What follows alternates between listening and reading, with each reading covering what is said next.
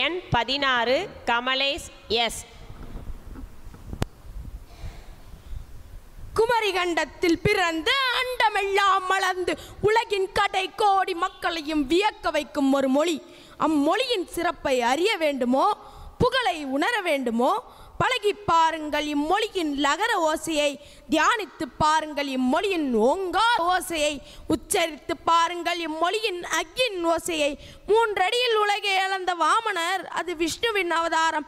2 அடியில் உலகை இழந்த வள்ளுவர் அது தம் தாய்மொழியின் அவதாரம். தொன்மையை தொடர வேண்டுமோ, அகத்தியம் உண்டு எங்களிடம். இலக்கணத்தை எம்ப வேண்டுமோ, தொல்காப்பியம் உண்டு எங்களிடம். யாரையாவது புகழ வேண்டுமோ, புறநானூறு உண்டு எங்களிடம். யாரையாவது அறிய வேண்டுமோ, அகநானூறு உண்டு எங்களிடம். காலில் அணியும் சிலம்பிற்கும் உண்டு சிலப்பதிகாரம். கழுத்தில் அணியும் மணிக்கும் உண்டு மணிமேகலை. காதில் அணியும் குண்டலமாய் எடுத்துக்கொள்ளுங்கள் குண்டலகேசியை. கையில் அணியும் வளையலாய் வளைத்து பழியுங்கள் வளையாபதியை. குறுந்தொகையில் குறிக்கிட முடியுமோ, ஐவகை நிலங்களை எங்கள் மொழியை காட்டிலும் விளக்கிட முடியுமோ? என்ன இல்லை இந்த மொழியில், எளிதல்ல எல்லாவற்றையும் எடுத்து சொல்வது என்பது.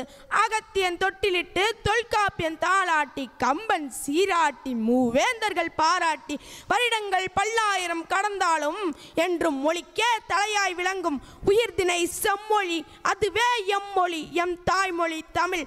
போதவில்லை இந்த முன்னுரை உம்மை புகழ்ந்திட, கரம் கூப்பி சிரம் தாழ்த்தி இன்றும் பல பேரை வாழ வைக்கும் எம்மொழியே.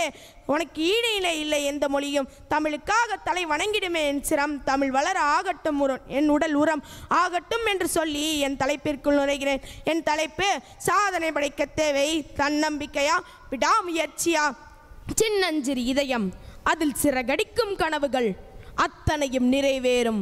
உறுதியுடன் கூடிய விடாமுயற்சி இருந்தால் வேதனைகளும் சாதனைகளாய் மாறும். விடாமுயற்சி என்னும் விதை இருந்தால் நிலவில் மனிதன் காலை வைத்தானா, இல்லை காலடியின் சுவடியை வைத்தானா, அது முக்கியமில்லை. காலூன்றின்றானே அதுதான் விடாமுயற்சி.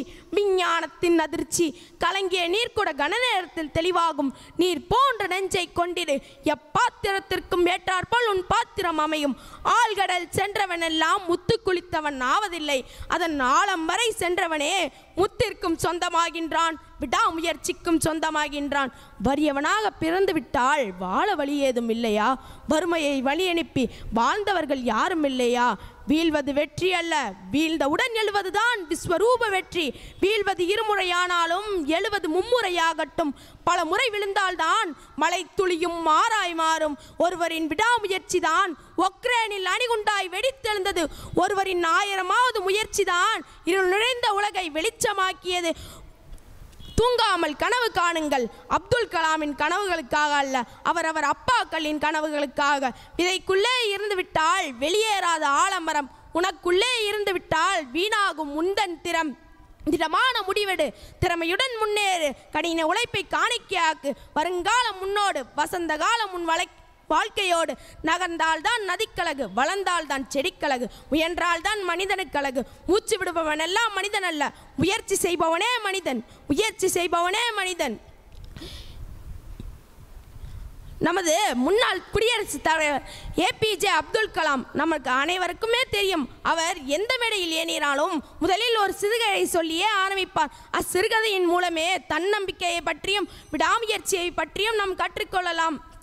ஞானத்தில் பிறப்பது அறிவறிவில், கல்லில் எழுவது கலையறிவில், சொல்லில் எழுவது சுவையறிவில், கம்பன் பொழிந்த தமிழறிவில். தமிழ் அன்னையும் தமிழின் தொன்மையும் என் பேச்சில் இருக்கும் உண்மையும் துணையாக கொண்டு வெற்றியோ தோல்வியோ எதுவரினும் கடமையை செய்வோம். பேசவிட்டு பேச வாய்ப்பளித்து அமைதி காத்து ஒத்துழைத்த அத்துணை பேரையும் சிரம் தாழ்ந்து வணங்குவதே நல்ல பழக்கம். அதுவே எனது வழக்கம். என்றும் தமிழே தமிழே என்று முழக்கம் பேசி முடிக்கிறேன். வணக்கம்.